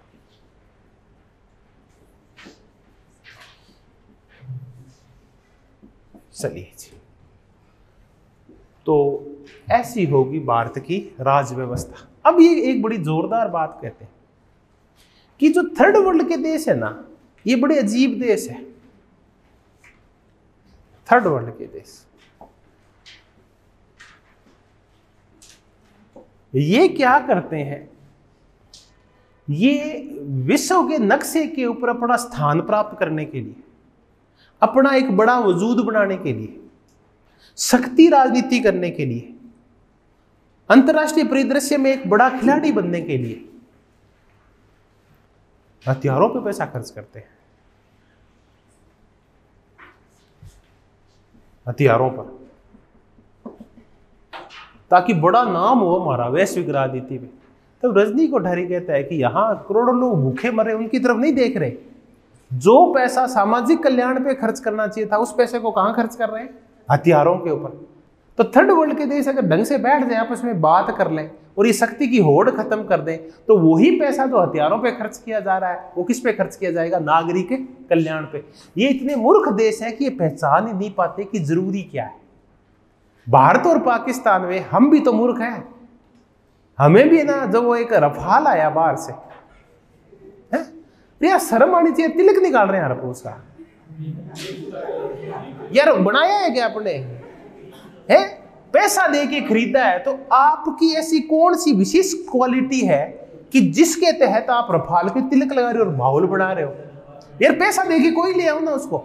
यार ये भाई, आप व्यापारी के पास गए और काख बजाते आए कि मैंने ना 1200 की स्वेटर ले ली, तो 1200 की थी, आपने ले ली, तो कौन सी बड़ी बात कर दी? ये तो काम है, व्यापारियों का काम बेचना है, ग्राहकों का काम है खरीदना है, तो इसमें तिलक लगाने की क्या जरूरत थी उसको?